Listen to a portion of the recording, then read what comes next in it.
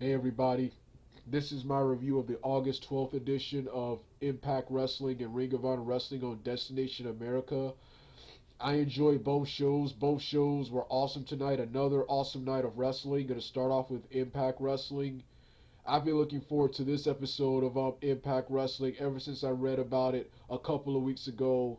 Ever since I read it about it a couple of weeks ago, and really started looking forward to it when I saw um, Bully Ray laid out on Impact last week, and this TNA versus GWF episode of Impact Wrestling was awesome. I'm gonna get the negative out the way first before I get to all the positives. The only things I didn't like about this show were the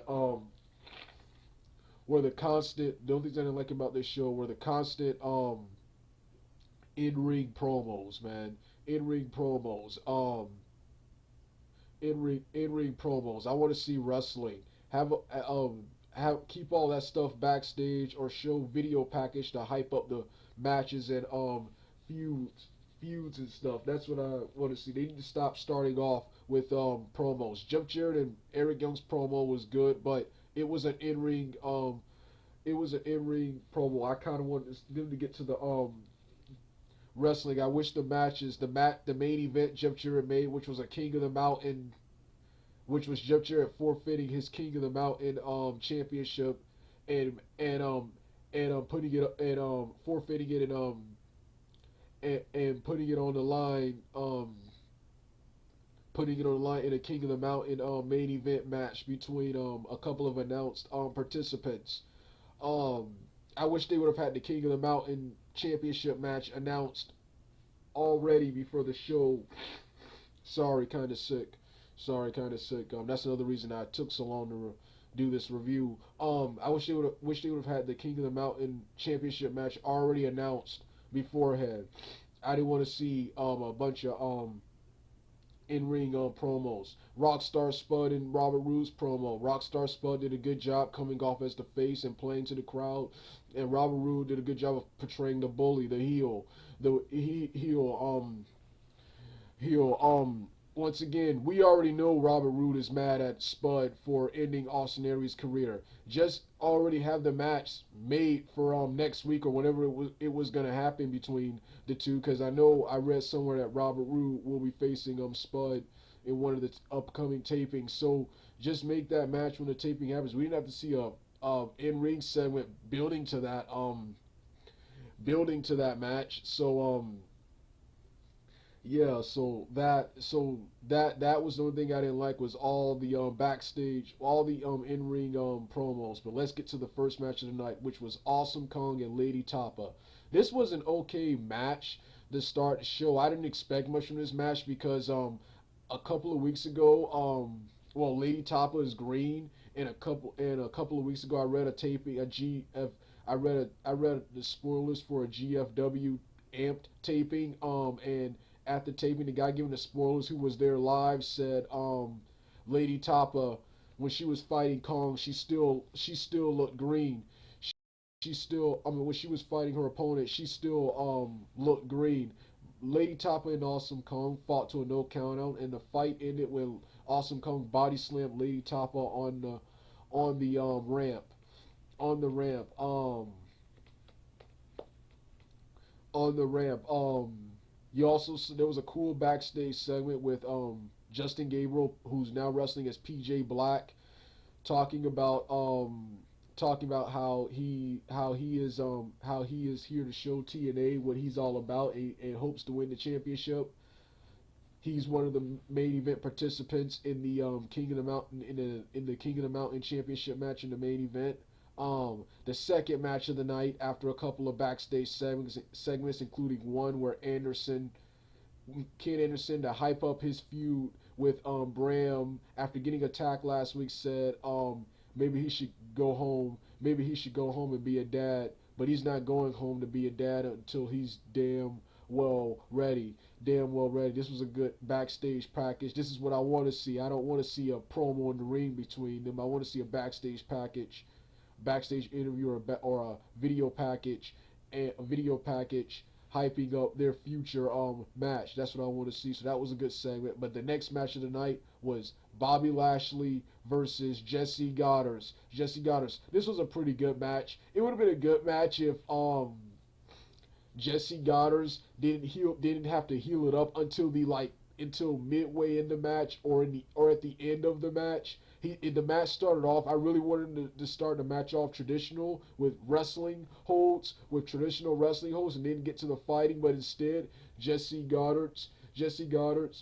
when Bobby Lashley was getting on the top rope to do his taunt, Jesse Goddard came over there and interrupted him and kept interrupting him, which caused Bobby Lashley to shove him, and which caused Bobby Lashley to deck him, and the match immediately started with Bobby Lashley controlling most of the match until Jesse Goddard started to get some rated some offense, including one awesome drop kick and one awesome power slam from Jesse Goddard. But Bobby Lashley pinned Jesse Goddard with a spear in a pretty good match. The next match of the night was one of the matches. This was one of the matches of the night. The last three matches I'm about to talk about were matches of the night. And that was Eddie Edwards and Davey Richards, the Wolves versus Brett Majors versus Brett Majors, and what was his partner's name? Brett Majors. Oh yeah, Brian Majors and Trevor Lee. Brian Majors, who of course was Kurt Hawkins in WWE. Happy to see him here in GFW and in TNA. This right here was an awesome tag team match, back and forth. Awesome tag team match. The crowd were really excited. We're really excited for this match, and the match ended with when the Wolves hit their powerbomb into knee finisher on who did they pin? On when they hit their finisher on Trevor Lee for the 1, 2, 3. Both Brian Myers, not Majors, both Brian Myers and Trevor Lee performed well in the match. The next match was an X Division title match, TNA versus GFW. Sanjay Dutt representing GFW, and Tigre Uno representing TNA for the X Division Championship. Awesome X Division match here. Crowd was also into this match. Tigre Uno wins the match when Sanjay Dutt goes for a Hurricanrana and successfully hits it, but TJ Uno then grabs him and rolls him up for a sunset flip and pins him for the 1, 2, 3. And like I said, another awesome match. And of course,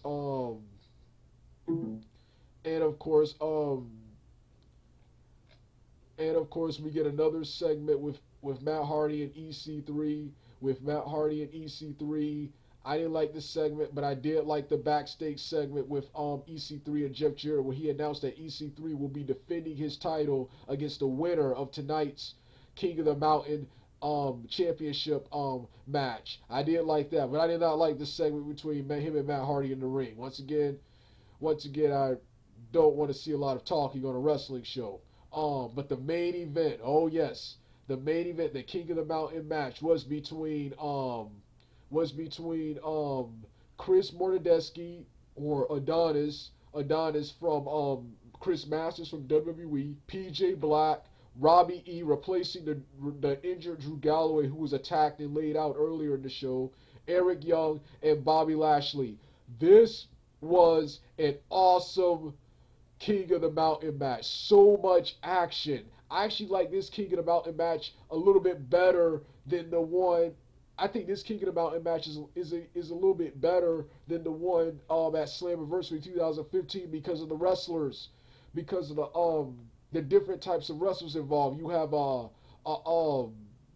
high flying European style wrestler, martial arts European style wrestler in Justin Gabriel. You got an old school brawler in Eric Young, Bobby Lashley,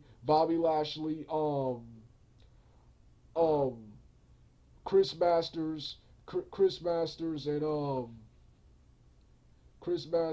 and Rob and Robbie Robbie E. So this right here was an awesome match. Several spots including Bobby Lashley diving off the King of the Mountain cage onto everyone. Ki- um um um PJ Black taking out Robbie E with a killer martial arts combo. Eric Young um power driving Robbie E onto the steps before the match.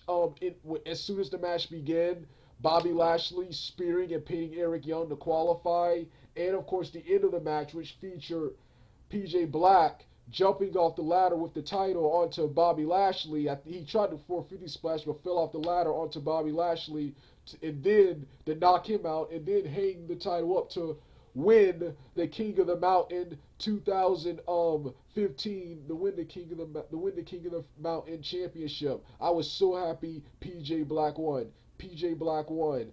PJ Black and Chris Masters in one night already got a bigger push, especially PJ Black, Justin Gabriel, in one night already got a bigger push than their entire run in WWE.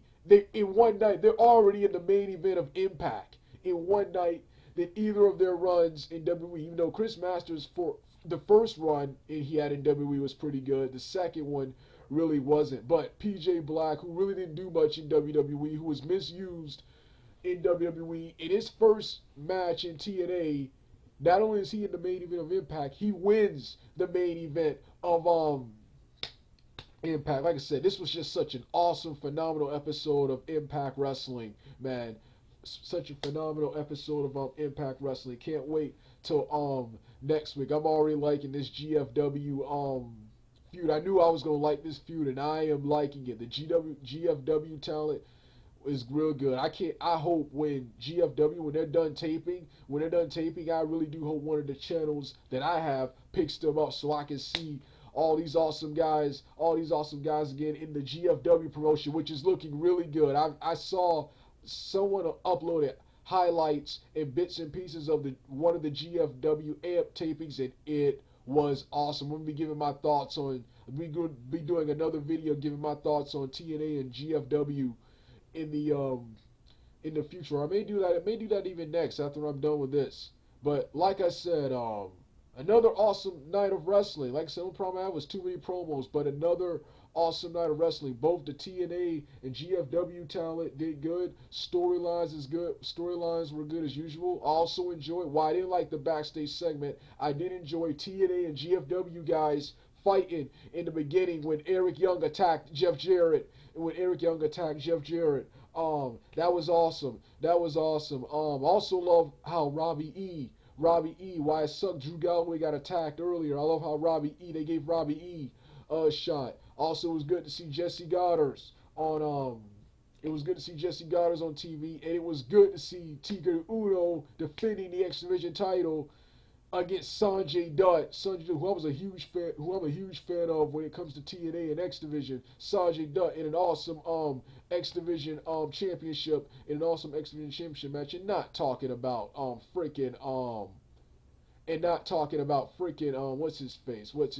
Oh yes, not talking about Donald Trump, man. It was good to see him defending the title, and oh yes, no dollhouse this week except for a backstage promo. Like I said, awesome, another awesome night of wrestling. But then now Ring of Honor wrestling. Almost forgot Ring of Honor wrestling. Was talking so much about TNA, forgot about Ring of Honor. Another awesome night of wrestling from Ring of Honor. Show started off with ACH and Takai Watanabe. Takai Watanabe. ACH defeated Takai Watanabe in an awesome match. Because I just watched TNA again, I can't remember the finish, but I know ACH won. This was an awesome match. One of the coolest spots was Takai Watanabe German suplexing ACH on the mats on the outside of the ring. Next match of the night was War Machine defeating two members of the House of Truth. One was named Diesel, and I don't remember the other guy who looks like Nigel McGuinness. But they defeated them with their finisher. And Jay Lethal was on commentary. And of course, the highlight his title defense, his upcoming title defense against one of the members of War Machine. The next match of the night was Adam Cole squashing some jobber or some guy I've never seen before. And this was a good segment. I really didn't care for this because I was looking forward to the main event, which was Bobby Fish and Bobby Shields and the Red Dragon tag team. I keep forgetting their name. Kyle O'Reilly and Bobby Fish versus Matt Taven and Mike Bennett representing the Kingdom. This was an awesome back and forth main event. It was given a lot of time too. Lots of near falls, some awesome fighting and wrestling, and